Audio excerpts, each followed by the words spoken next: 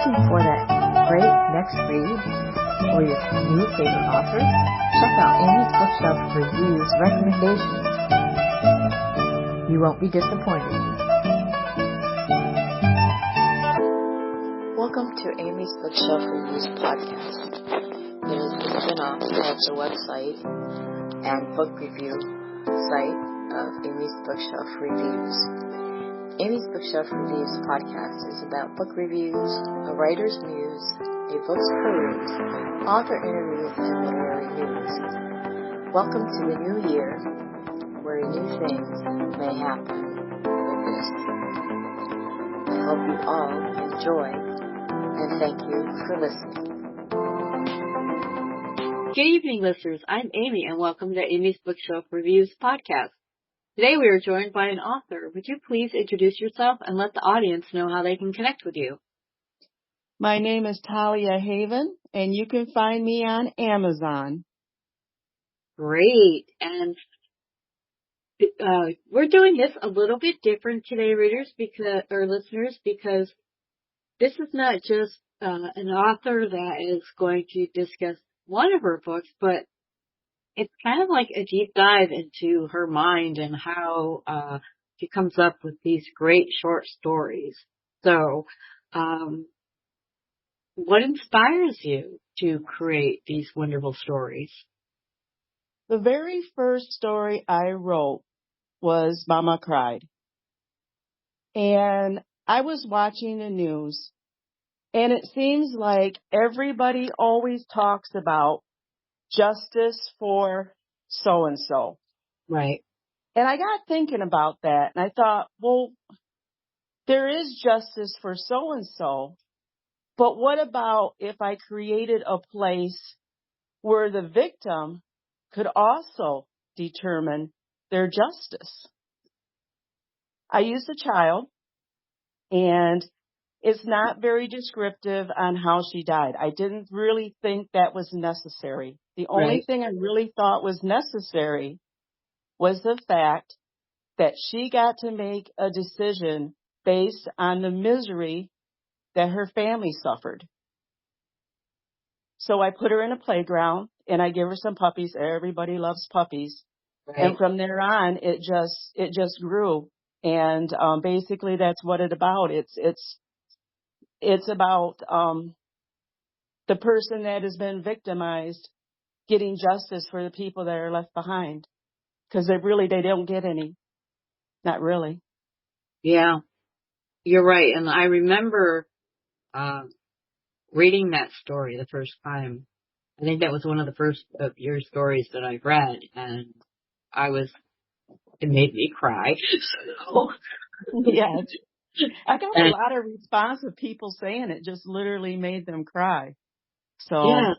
I mean, you see the title, you're like, Mama Cried. You're like, yeah, right. It's not going to make me cry. But it does, because once you get into it, and I find that short stories can be more difficult to write than sometimes long ones, because you're putting in you have so much detail you want to put in. You don't want to, put too much in, but you want the story to be a full story. Every story needs a beginning, middle, and end. And whether it's a novel or a short story, sometimes they can be more difficult. I've actually turned myself to writing more short stories than novels because of my disabilities, and it's easier for me to write the short story, but not all the time. Right. You do really have to limit it to a very narrow viewpoint when you do a short story. I agree 100%. Like when I wrote Creme de Shaw, I basically asked myself how to realistically make a creature that I know is fictional disappear or go extinct in a real world. And the legend of unicorns is that the males really do crave the touch of a human virgin's hand. And if I was to figure out how to actually make something go extinct and make it seem like it really could happen, that is basically how I did it. That's was the presence behind that one was the unicorn legend. Everybody knows they're a myth, but if they actually did exist, how would you do it? And that went from that. I like unicorns. So do I. I do. I collect stuffed animals or unicorns. No, I don't have any, but I do like them. I wrote the unicorn's virgin, and that one there was completely different. You expected the unicorn to be attracted. There were two twins, and you expected the unicorn to be attracted to one of the twins, but it actually wasn't. And it didn't end up being a happy ending in that one, because really, when you think about it, what happens when the unicorn's mission fails? What happens to the unicorn? I mean, do they go back being their happy, gallopy little selves running around the villages, and, or is there tragedy that falls upon the family that happens to be cursed with attracting a unicorn? And that one there is the unicorn's virgin, excuse me. Yeah. And that's what I thought of is why would they do what they do, and what happens when it fails? Right. Yeah. And it's kind of like just like how you would picture a unicorn. I mean, every time you see a picture of a unicorn, there's rainbows and Yep. starlights, and you think of this as a very mythical, like you said, it's a mythical character, but what if it was actually real, or so, and being extinct, I mean, when you think about real life animals and how they became extinct or they're on the verge of it, it's not always a happy ending. So I think your ending was appropriate. Yeah. Yeah, Not because the everything has to have unicorn a had happy its ending. own. Yeah, not everything I write. In fact, I don't think there's anything I've ever written that has a happy ending. I don't know why I'm so dark, but I am. Okay. Uh, it was like when I did a Dab's Gift, and I went completely different and decided to write a child's kind of like a fairy tale. And when I used the Dab's Gift, I asked myself if there was really any stories about how the genie got into the bottle. And I really couldn't find anything. I could find all kinds of stories about genies being freed, your last wish is you're free, and the genie goes off and into the sunset, and she's a happy gal. But I couldn't find anything that really put her in that lamp. Right. So when I wrote a Dab's Gift, I had to go back into the ancient Arab and find myself a caravan god. And then I created the story from there, from her having the dilemma of how to help the humans all the way to her ending up in the lamp. And that one there was fun to write, and it was researching the Arabic gods was really interesting. I really should do more with them, because they got a really diverse group of characters. And I chose the caravan god for the simple reason that the animals that is being the main topic of the conflict ended up being camels. So the caravan god, the camels, it all goes from there. And I put Yeah. her in a bottle. Yeah. When people think of mythology, they think of Roman or Greek, but, Yeah. that's like a whole new take on, I mean, a lot of cultures have, some type of myth or legend, but usually you just hear about like Roman and mainly Greek, sometimes Yeah. Roman, but mainly Greek. So that was a Yeah. real, I must tell everybody I read all of your stories. So, Yes. and they stand out in my mind because, they were different and not something unpredictable and, something that it's not the type of story that you've ever read before. And that's what you want, Right. I mean, your stories are remarkable, and me as reading seems like millions, that yours stand out in my head no matter how long ago I've read them, because they were those, like, everybody wants to be different and have a unique style, but not everybody does. But with your stories, it's like, I've never read anything like it before. So I really enjoy it. Well, thank you. I take that as a great compliment. Thank you very much. Oh, you're Thank you. welcome. You deserve it. And I know you've got a lot of more stories in you. But when you, like for that particular story, Adapt Give, Mhm. what, was there something that just kind of said, like, it just, like, how that idea just came to be where you decided to do, what was it, like, what came first? The mythology of, the Arab mythology, or was it how did genie get put in the bottle? It was how the genie got put in the bottle. And like I said, I've done a lot of reading, but I've never found anything that really explained how she got there. And it What was gave really you that. that thought? How the genie Huh? got in the bottle? What gave you that thought? Like, how did the genie get in the bottle? Well, sometimes I wake up and there's a sentence in my head and it goes from there. Like in Fragments of an Ancient God's Dream, my second story in there is I am 8. And she's a goddess of misbehavior, and she's not very well known. I woke up one morning and the sentence is, my mother feels my mother feels that I should stand in front of Zeus and get my punishment. And it just went from there. And I wrote down that sentence, and I opened up my laptop, and I looked for somebody that was misbehaving who wasn't really too famous. Nobody Mm-hmm. knows who 8 is. She was a Right. blank slate. I mean, she had a little bit of history of being Mm-hmm. naughty, when she got in trouble with Hercules, Yeah. and ended up being kind of in a roundabout way responsible for his death. But she was a blank slate. And she was the primordial goddess of misbehavior.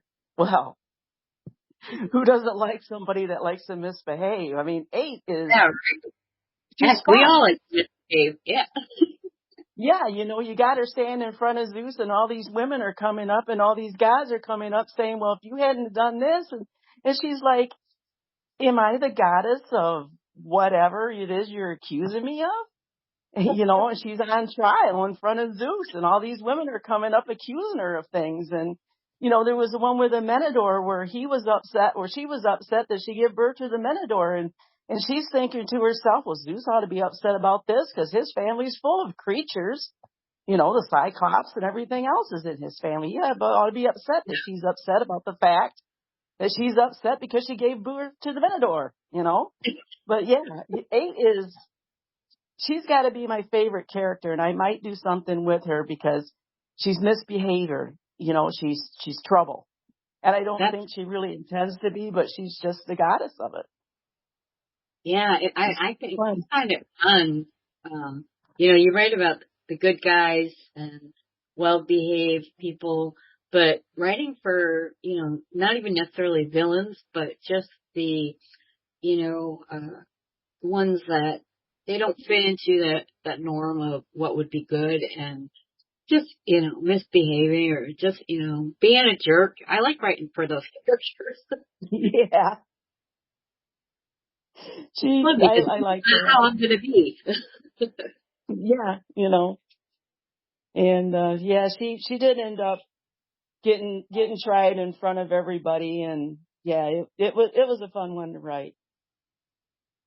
But It sounds like that you just have so much fun, right? Coming up with your ideas and then writing them. I mean, I find that writing is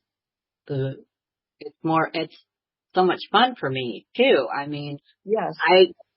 I walk around wherever I go. I have a notebook with me, and there's one always by my bed. So when I think of something, I write it down.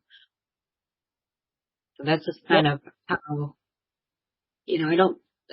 Sometimes it could just be a conversation between two characters, and then it'll start something. Yep. Or Yep. watching a show. I've watched shows, and I'm like, oh, I know how it's going to end, but I think they did it this way, it would be better. And then you kind of get ideas and inspiration. My kids hate watching movies with me because I can tell when it's, it's a predictable ending, and I say it out loud, and then at the end they're like, how did you know that? I'm like, I'm a writer. I know that. I Yeah, it's know how people predictable. write. Yep. I like to be unpredictable.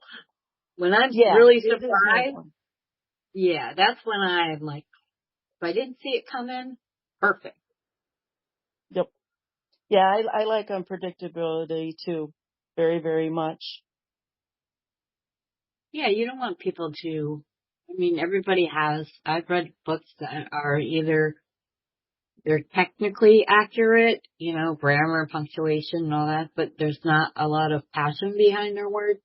And then I can tell by reading, someone's work, their passion, if they enjoyed writing, what that is. And, and when I see that and I can pretty much feel it, then I know that that's a book that everybody should read.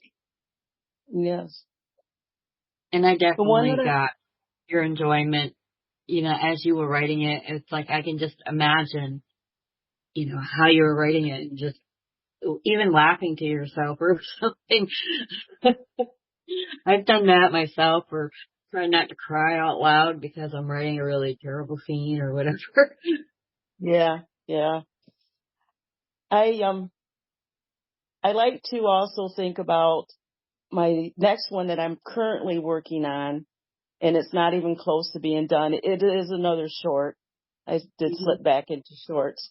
Is That's okay. asking the question, how did the sled dogs and the sleds come to be? So I put myself into Alaska and northern Canada, and I'm currently working on that, of answering that basic question. It's such a simple thing. Everybody knows they're there. Well, Right. who started the whole thing, and developed a myth around it, a realistic myth with the Inuit gods, and went from there. So that's hmm? And so that's really interesting. I've read Call of the Wild, and that was kind of, like the dark side of, um, you know, dogs and how they were treated and things like that. But, knowing I had no idea where it even began. No, and that's a nice thing too, because you can take almost any object, and like the sled dog teams, and figure out, well, how did this even start? And then just go into the ancient history and find yourself a suitable god or goddess to cause a little bit of interference and a little bit of trouble. And the next thing you know, you got sled dogs in the team, and me, I'm always dark. Somebody's going to get punished. So the main character, they always seem to take a fall. But that's okay. I love it. I can't wait to read this one. I know it's like I said, the dark parts they're just great. And then, and you think about it and you're like, well, if a god or goddess and they were wanting to, come up with something, maybe they transformed a demigod into a dog or something they did wrong, and then you never know. So you can Yep, always you make never know. it doesn't matter if it's impossible or improbable, but to read it and think, well, if that could happen, this would probably be the way it would happen. It would And I be. like, yeah, it makes it real, even if it's, it's just a story, but I think it's wonderful. I can't wait to read that one. Yeah, I'll send it to you as soon as I get it done. I'm tinkering with it right now. It's been sitting on the back shelf because of the other project that I have Right. going on. I just opened it up the other day. So, but yeah, it's, I lost my train of thought. I'm sorry. It's okay. I guess so the only thing I can think of right now that I wanted to also talk about was The Good Mystic, which is about banshees. And I had always had a kind of like a fascination with banshees and the fact that they cry out somebody's name. And they tend, from what I understand, attach themselves to families. So when I worked on The Good Mystic, I wanted to deal with a banshee that had attached herself to a family, but I needed to get her from the point of where she was very, very important to being a curse and a burden. And when I wrote that one, I actually made her into a prophet that only told good things, hence The Good Mystic. Mm-hmm. She had learned her lesson when she first come into her seeing abilities, and it basically scared the daylights out of the village. So now she says nothing but good, but she has to twist it in a way to make it sound like it's all good, but the hidden is buried underneath the quote that she gives. And she ends up getting into a little bit of trouble and ends up being a curse to a family. So she ends up being killed, and she wanders at night cursing. The family is cursed because of what they did to her, and she ends up being the banshee. And how she got there is mostly about her mother. Wow. That's really, it's making me look at that story like a whole different way. And it's, like I said, your story stood out to me, but I like that, how you describe that. So Yeah. with that thought, so if she's yelling out or screech and Yeah, making it sound like it's good, what would she be saying that to make it sound good, but then it had like undertones of not so good? in the plot, what I have is her being called to go to a chief, one of the chieftains, Mm-hmm. and the wife recognizes the little trinket that she brings with her that her mother, who is actually a goddess, had given her to take as a testament that she can speak for her. She goes Right. in and she was wanting to have children. So this is the spoiler. She goes in and the woman asks her, well, she asks her if she will have her children, and she says yes. She'll have 2 children, and she's very excited because she's blessed with twins. But what she doesn't ask and what she doesn't tell her, and then she worries about childbirth, and she asks, will I live to see my children? And she knows that she's going to die. She's gonna die from bed fever. A lot of women back then do. Right. And she ends up with the 2 children. Well, the one child, the boy, only lives for a short period of time. And she asks, will I live to see my children? And she tells her, yes.